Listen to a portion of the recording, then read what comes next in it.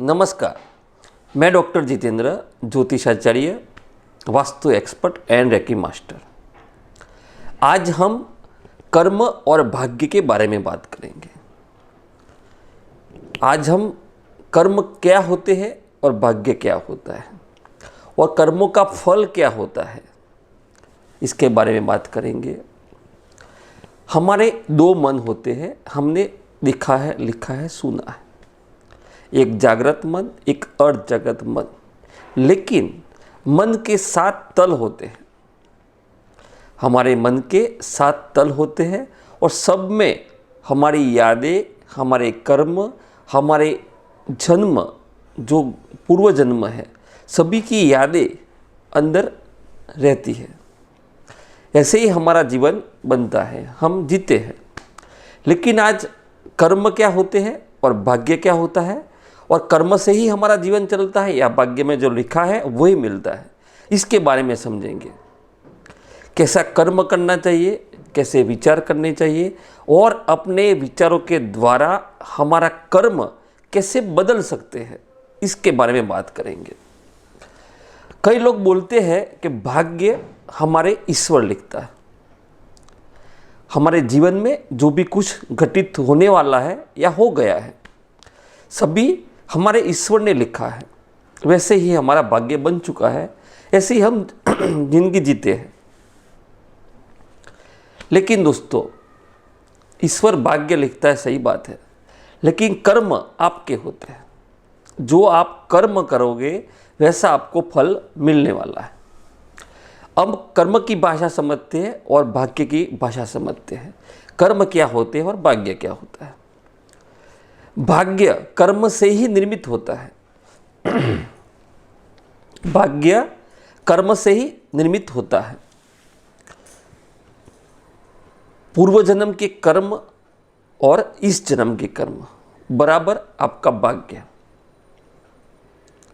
पूर्व जन्म के कर्म प्लस इस जन्म के कर्म बराबर आपके भाग्य हो गए। इस जन्म के कर्म और पूर्व जन्म के कर्म, सभी दोनों को हटा दो तो बचे क्या? कर्म। यानी कर्म प्लस कर्म बराबर भाग्य आपका हो गया। अभी का वर्तमान स्थिति का भाग्य आपका बन गया। कर्म और प्लस कर्म कर दोगे तो आपका भाग्य बन जाएगा। जैसा कर्म करोगे वैसा आपको फल मिलेगा, यानी आपका भाग्य बन जाएगा। अभी वर्तमान स्थिति में आप जैसे कर्म करोगे प्लस आपके आने वाले कर्म, दोनों को मिला के आपका भाग्य बन गया। यानी भाग्य कर्म से बनता है। ज़्यादातर हम सभी वही कर्म करते हैं जो कर्म हमारा मन करने को कहता है। यानी हम जो भी कुछ कार्य करते हैं, कार्य से ही कर्म बनते हैं। अच्छे करो या बुरे करो, लेकिन हमारे कार्य को कराने वाला हमारा मन है। यानी मन जो चाहे वही कराता है। मन चाहे तो आपको खुश कराता है, मन चाहे तो आपको दुखी कराता है। तो इस सब के पीछे जिम्मेदार आपका मन है। मन चाहे तो आप खुश हो जाते हो और मन चाहे तो आप दुखी हो जाते हो। तो दुख और सुख हमारे मन के भीतर चित्त में छुपा हुआ है।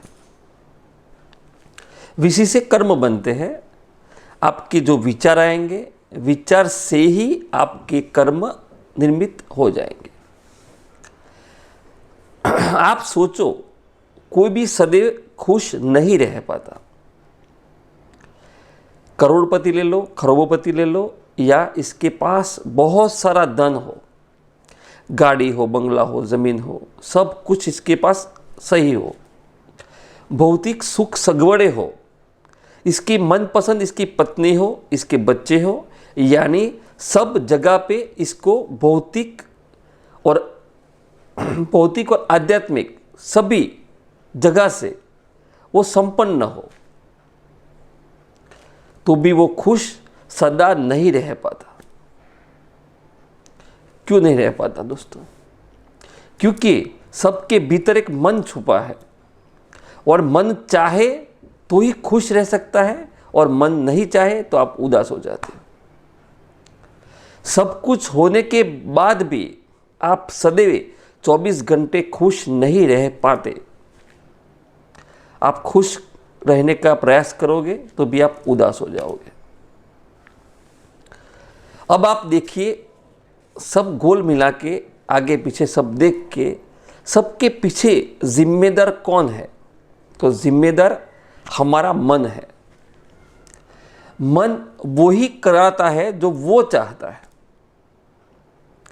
और कर्म हमारे जो बनते हैं जो हमारा मन चाहता है।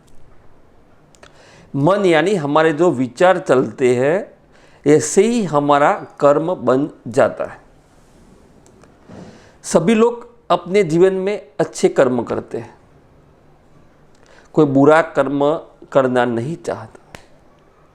सब पुण्य के काम करते हैं, यहाँ धर्मशाला खुलवा दी, यहाँ आश्रम बना दिया, गायों को खाना खिला दिया, सब कर दिया, तो भी जो परिणाम उनको चाहिए वो परिणाम उनके जिंदगी में घटित नहीं होता। सब लोग दुखी रहना नहीं चाहते, इसके लिए तो अच्छे कर्म करता है। कर्म इसको अच्छे ही करने होते हैं और अच्छे करता है, लेकिन रिजल्ट इसको अच्छा वो जो चाहता है वो नहीं मिलता। यानी इसके जीवन में जो अच्छे चाहिए, सदा खुश रह सके, ऐसा वो उसको नहीं मिलता। आखिर ऐसा क्यों होता है?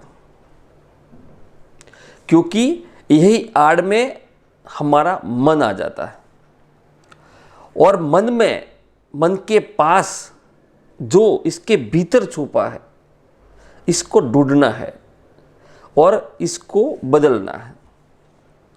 इसको आपने बदल दिया तो आपके जीवन भी बदल जाएगा। आपके कर्म आपके हाथ में आ जाएंगे, आपके भाग्य के विधाता आप खुद बन जाएंगे। आप जो चाहे वही घटना घटित कर पाओगे। भाग्य आपके हाथ में आ जाएगा। दोस्तों, असल में हमारे भाग्य में जो भी कुछ लिखा है वो हमारे मन के भीतर गहरे तलों में छुपा हुआ है। जैसे हमारा मन सभी यादें दर्ज करता है, सभी बातें याद करता है, वही सब लाखों करोड़ों जन्मों के जो आपके कर्म है सभी आपके मन में दर्ज है। वैसे ही आपके विचार आते हैं, वैसे ही आपके कर्म बनते हैं। उन्हीं संस्कारों से भीतर के भाव बनते हैं, और भाव से आपके विचार बनते हैं, और वही विचार को आपकी बुद्धि सही मान लेती है। वहीं से आपका भाग्य बन जाता है।